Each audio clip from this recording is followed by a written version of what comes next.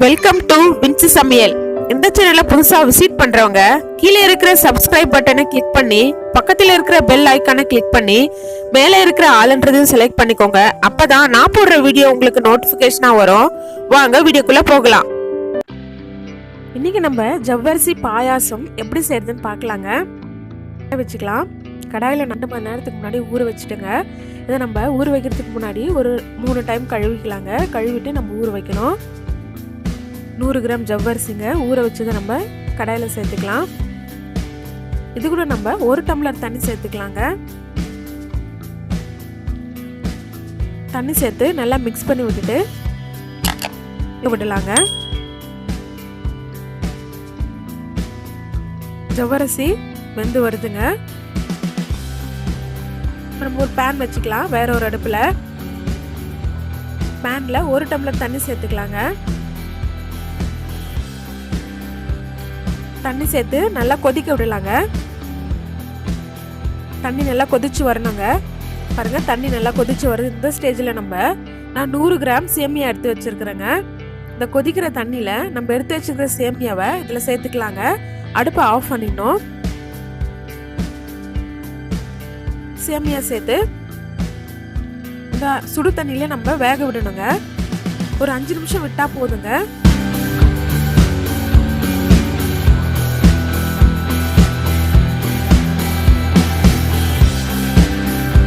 கொஞ்சம் எண்ணெய் சேர்த்துக்கலாங்க. அது எண்ணெய் ஒன்னோட ஒன்று ஒட்டாமல் இருக்கிறதுக்கு. பாருங்க, 5 நிமிஷத்துல நம்மளுக்கு சேமியா எவ்வளோ சூப்பராக வந்திருக்கு பாருங்க.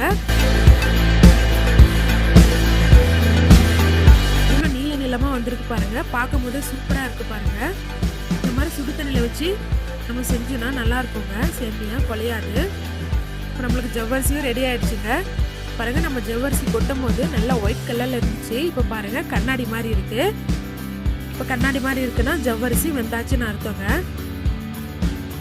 இப்போ ஜவ்வரிசி நம்மளுக்கு ரெடி ஆயிடுச்சு.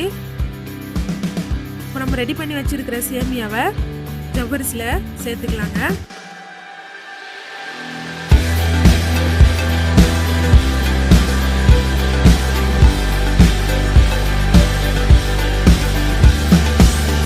சேர்த்து நல்லா மிக்ஸ் பண்ணி விடலாங்க.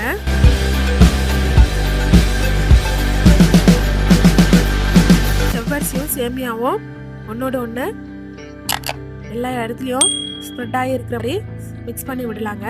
இப்போ நான் 1 டம்ளர் பால் சேர்த்துக்கிறேங்க. பால் சேர்க்கும் போது நம்ம அடுப்பு சிம்பிளாக வச்சுடணுங்க. 1 டம்ளர் பால் போதுங்க.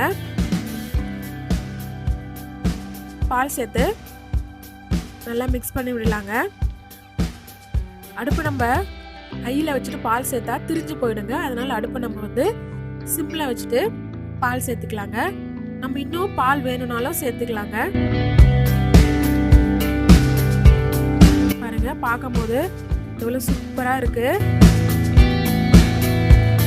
இப்போ சர்க்கரை சேர்த்துக்கலாங்க. நான் 3/4 கப்பு சர்க்கரை சேர்த்துக்கிறேங்க. தேவையான அளவு கூட நம்ம சர்க்கரை சேர்த்துக்கலாங்க. இன்னும் அதிகமாக வேணும்னாலும் நம்ம சர்க்கரை சேர்த்துக்கலாம். சர்க்கரை சேர்த்து நல்லா மிக்ஸ் பண்ணி விடலாங்க. பேன் வச்சு அதில் 1 டேபிள் ஸ்பூன் நெய் சேர்த்துக்கலாங்க. நெய் சேர்த்து முந்திரி நல்லா வறுத்து எடுத்துக்கலாங்க.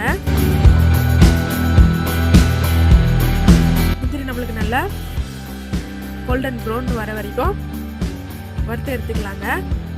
கொஞ்சம் காஞ்ச திராட்சைங்க, அதையும் சேர்த்து வறுத்து எடுத்துக்கலாங்க.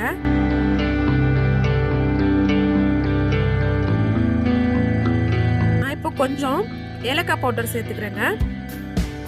திராட்சையும் சேர்த்துக்கலாங்க. சேர்த்து எல்லாத்தையும் நல்லா மிக்ஸ் பண்ணி விடலாங்க.